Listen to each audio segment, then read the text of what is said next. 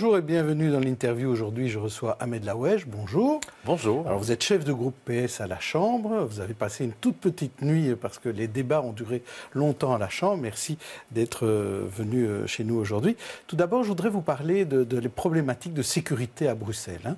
Bruxelles est mal gérée. C'est une critique qu'on entend de manière un peu persistante du côté flamand. Je voudrais connaître votre réaction. Je vous propose 3 types de réactions. Réaction A, il faut laisser faire les Bruxellois. Réaction B, le fédéral doit s'en mêler, comme pour la sécurité. Réaction C, comme toujours, ce n'est qu'une question d'argent.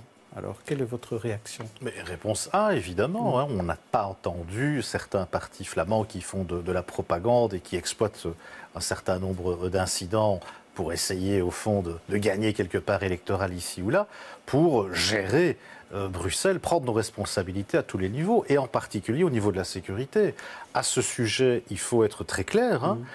Il faut bien rappeler qu'il n'y a pas de place à Bruxelles, ni ailleurs d'ailleurs, pour les casseurs, que les fauteurs du trouble doivent pouvoir répondre de leurs actes devant les instances concernées et en particulier devant la justice. Donc clairement, le message il est clair, il n'y a pas d'impunité possible pour les gens qui profitent de rassemblements populaires où des familles sont venues fêter la victoire d'un pays au football pour en découdre avec la police, pour casser les vitres des commerçants, pour s'en prendre même aux riverains, dans un quartier très populaire, il faut le rappeler. Donc que les choses soient claires, mais en même temps dénoncer aussi la propagande de certains partis, je pense à la NVA en particulier, qui profitent évidemment de chaque incident que pour essayer à nouveau de dénigrer Bruxelles. On rappellera que pour la NVA, Bruxelles ne devrait même pas exister en tant que région.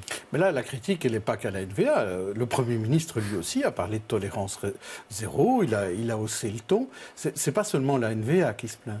Alors, que le Premier ministre fasse des commentaires, moi j'aurais préféré qu'il vienne s'expliquer à ce sujet, puisqu'il avait fait une conférence de presse le matin au Parlement. Il n'y était pas hier. Il n'y était pas, alors qu'il avait un sommet, il a un sommet social à Göteborg, mais qui ne démarrait qu'aujourd'hui, donc il aurait très bien pu venir débattre avec nous au Parlement. Il a fait un autre choix. Non, à nouveau, ce sont des slogans.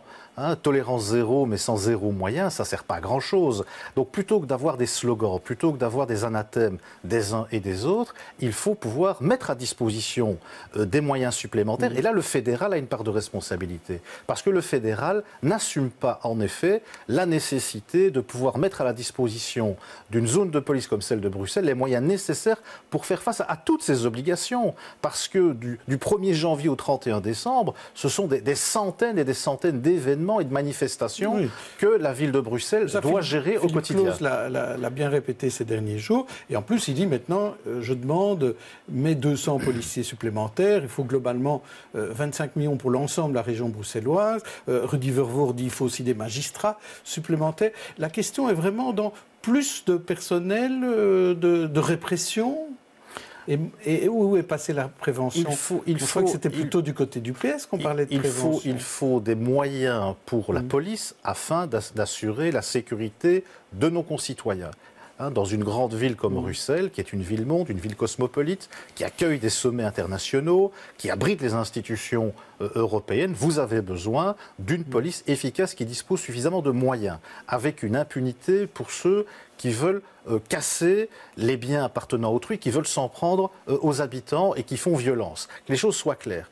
En même temps, il faut aussi bien voir que la police ne suffit pas. Une fois que vous avez identifié les fauteurs de troubles, il faut aussi que ça suive au niveau de la justice. Et là, que nous disent les magistrats? Ils disent que le gouvernement fédéral ne met pas suffisamment de moyens que pour pouvoir traiter les dossiers qui font en effet l'objet d'une enquête judiciaire et qui font l'objet de poursuites. Donc là aussi, il y a un déficit de moyens dans le chef du gouvernement fédéral.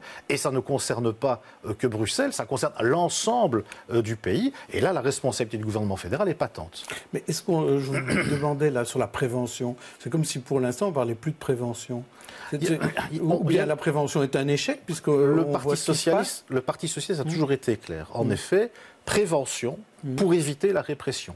Mais la prévention ne va pas non plus permettre de justifier le fait qu'il y ait un estompement de la norme. Il faut pouvoir rappeler la norme à un certain nombre de gens qui croient pouvoir tout se permettre jusqu'à porter atteinte à l'intégrité physique et au bien matériel d'autrui, qu'il s'agisse de biens publics ou de biens privés. Donc ça, c'est évidemment quelque chose qui est intolérable. Ça n'empêche évidemment pas de poursuivre nos politiques de cohésion. Et là, à nouveau, on n'a pas attendu un certain nombre de donneurs de leçons pour mettre des moyens dans la cohésion sociale et dans l'éducation. Mais en même temps, quand vous êtes face à des casseurs, c'est vrai à Bruxelles, c'est vrai ailleurs, parce qu'il faut quand même bien voir aussi qu'Anvers, en quelques semaines, a connu un grand nombre d'incidents où certains ont caillassé des policiers. Il faut aussi parler de cet événement plus récent encore, d'un match de football entre Bruges et Anvers, qui se termine par des bagarres de bandes, de hooligans, où à nouveau les policiers sont pris à partie. Donc, quelque part, on n'entend pas M. Jambon en particulier, quand il y a des incidents à Anvers ou à Bruges, on ne l'entend que quand il y a des problèmes à Bruxelles. Est-ce que c'est pour diminuer l'importance de ce qui s'est passé à Bruxelles? Parce qu'on a eu Port d'Anderlecht aussi, mais là il n'y avait pas de policiers, mais il y a eu des bagarres entre gens qui habitaient dans le quartier. Il y a eu samedi soir, il y a eu mercredi après-midi. Certainement pas, je ne suis pas dans le déni. Je répète, condamnation sans appel des casseurs, des fauteurs de troubles. Et un délinquant, c'est un délinquant, il doit répondre de ses actes, que les choses soient claires. En même temps, il faut aussi bien voir que certains en profitent pour faire de la propagande électorale, pour stigmatiser certaines populations. Pour moi, un délinquant, c'est un délinquant, quelle que soit son origine. D'ailleurs, parmi les victimes de ces délinquants, il y a aussi des gens qui sont issus des quartiers populaires et de la diversité.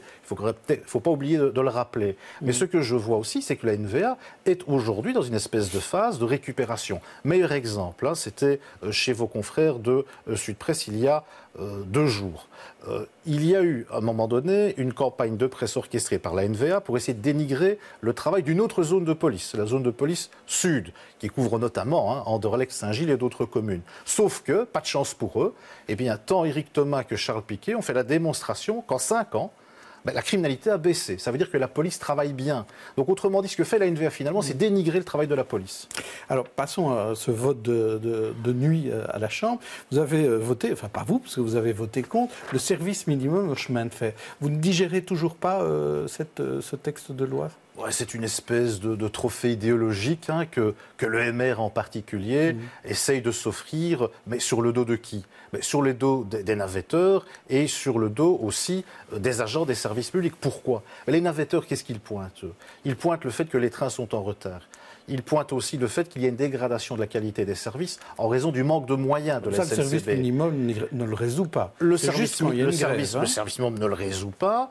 Ils ont fait 3 milliards d'économies sur la SNCB. Bref, au fond, c'est budget minimum pour chaos maximum. C'est ça la vérité aujourd'hui de la SNCB. Et ce n'est pas la faute des agents et ce n'est pas la faute des usagers. Donc en réalité, que fait le gouvernement fédéral, M. Belot en particulier, c'est créer une diversion. Il n'est pas capable d'assurer un service de qualité. Il a coupé dans les moyens de la SNCB et donc il fait diversion avec cette espèce de service continu garanti ou minimum, on ne sait plus comment il faut l'appeler, mais qui est une espèce de bricolage juridique qui court-circuite la concertation sociale, qui met de côté le travail formidable que réalisent depuis très longtemps les organisations syndicales avec le management pour éviter justement qu'on en arrive à des grèves. Et c'est ça aujourd'hui qui est torpillé par l'attitude idéologique de M. Belot. Et ça va relancer les grèves, vous croyez ? En tout cas, ça ne va pas améliorer le climat social au sein de la SNCB. Ça n'est pas en provoquant soi-même des problèmes qu'on peut prétendre apporter des solutions. Donc là, M. Belot et tout le gouvernement fédéral ont tout faux. Et maintenant, il y a l'idée à Bruxelles de le faire pour les 12 lignes de la STIP. Aujourd'hui, le maire a déposé une ordonnance au Parlement bruxellois là-dessus. À nouveau, c'est vraiment de l'idéologie, de l'électoralisme. Il n'y a pas de grève à la STIB. Il n'y a pas de grève à la STIB. Il suffit de reprendre les chiffres. La dernière fois qu'il y a eu un arrêt de travail, c'est parce qu'il y a eu un cas malheureux et dramatique, malheureusement, d'un agent qui a été agressé. Et là, il y a en effet eu un mouvement d'émotion bien compréhensible. Mais il y a une concertation sociale à la STIB qui fonctionne bien et qui fait que la STIB offre un bon service aux usagers. Eh bien, le MR, qu'est-ce qu'il fait? Il essaye de provoquer du chaos et de la provocation. Et donc, c'est une attitude qui est complètement irresponsable. Quand vous dites qu'il n'y a pas de grève à la STIB, vous avez raison, à part les émotionnels. En creux, ça veut dire qu'il y a quand même des grèves à la SNCB. Donc, peut-être qu'il y aurait plus de raisons au chemin de fer de le faire qu'à la STIB. Ce que les organisations représentatives des agents ont toujours dit, avec le soutien de navetteurs.be, c'est que pour justement éviter les grèves, il faut renforcer la concertation sociale. Il faut mettre des moyens dans la concertation sociale. Mais quel quel est le signal que vous adressez tant aux agents qu'aux usagers, à partir du moment où vous faites une coupe brutale de 3 milliards d'euros? Ça veut clairement dire que la SNCB est une espèce de tiroir-caisse du gouvernement fédéral pour équilibrer ses comptes. C'est pas comme ça que vous allez créer un climat de confiance avec les agents. Quand on est pour les services publics, on pense à la fois aux navetteurs, aux usagers et aux agents, les deux en même temps. Alors, il y a eu les recommandations des Panama Papers sur lesquelles on a beaucoup glosé ces derniers temps, et c'était aussi voté pendant la soirée. Là aussi, vous étiez opposé à ces recommandations. Pourtant, vous faites partie de cette commission, vous étiez très actif. Il y a quand même des bonnes choses au bout du compte dans cette commission. On va quand même protéger en quelque sorte les lanceurs d'alerte. Il y a des éléments positifs. Allez, soyons de bon compte, dites-nous quelques éléments positifs et après les éléments qui manquent. Eh bien, votre émission, votre interview mérite en effet l'objectivité et je vais être objectif. Oui, il y a des éléments positifs, notamment les lanceurs d'alerte. Il y a une avancée. Il y a aussi la volonté de mettre en œuvre rapidement des directives européennes. Mais il manque l'essentiel. Il manque l'essentiel. Chaque fois que nous avons dit à la majorité fédérale, il faut augmenter concrètement les moyens. De qui? L'inspection spéciale des impôts, service de pointe contre les grands fraudeurs et les paradis fiscaux. Niet. Il faut augmenter les moyens de la justice, on y revient. Niet, plus de magistrats, en particulier à Bruxelles. Il faut augmenter aussi les moyens de la police spécialisée, qui lutte contre le blanchiment d'argent et la criminalité financière. Là aussi, un refus total. Donc chaque fois qu'on était dans le concret, eh bien, on se heurtait à une espèce de mur de gens qui finalement ne sont que dans le discours et qui ne veulent pas faire suivre ça de concrétisation qui permettrait d'augmenter l'efficacité de la lutte contre la fraude. Parce que le problème, où se situe-t-il, là, monsieur Deleu? C'est que la majorité des gens qui nous écoutent aujourd'hui sont des travailleurs.